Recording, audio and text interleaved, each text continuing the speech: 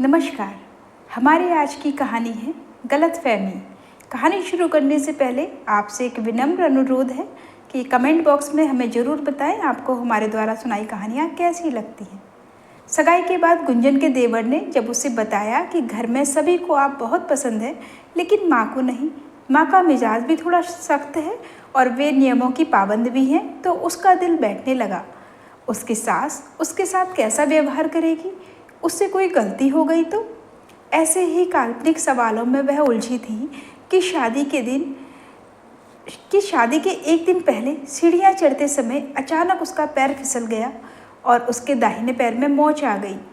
Pain killer खा लेने से उसके पैर का दर्द तो चला गया, लेकिन डॉक्टर ने उसे कुछ दिनों तक क्रैप बैंडेज बांधकर रखने को कहा, जिसके कारण वह सीधी तरह से चल नहीं पा रही थी।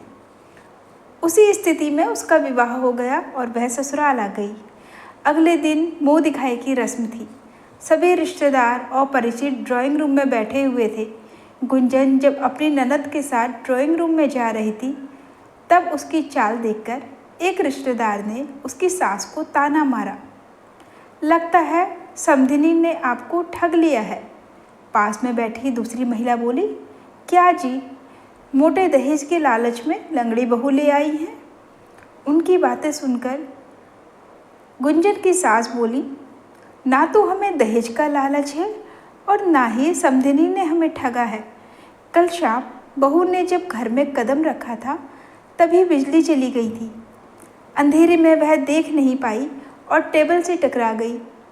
पैर में लगी चोट के कारण ही वह ठीक से चल नहीं पा रही है। सास की बात सुनकर गुंजन दंग रह गई।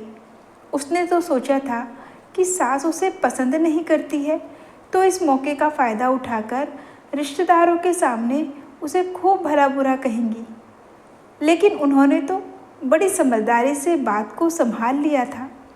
उसे हैरत में देखकर उसकी सास ने बताया कि विवाह के दिन ही सुबह सुबह तुम्हारी माँ ने मुझे फ़ोन करके तुम्हारे बारे में सब बता दिया था। गुंजन को जिस तरह से उसकी सास ने डिफेंस किया था, वो तो बस एक माँ ही कर सकती है। सास के लिए गुंजन के मन में जो गलतफहमी थी वो अब दूर हो गई और उसी दिन से सास उसकी माँ बन गई। तो दोस्तों, ये थी हमारी आज की कहानी। अपने सजेशन आप हमें कमेंट बॉक्स में ज़रूर दीजिएगा ताकि हम अपनी कहानियों को और बेहतर बना सकें। धन्यवाद।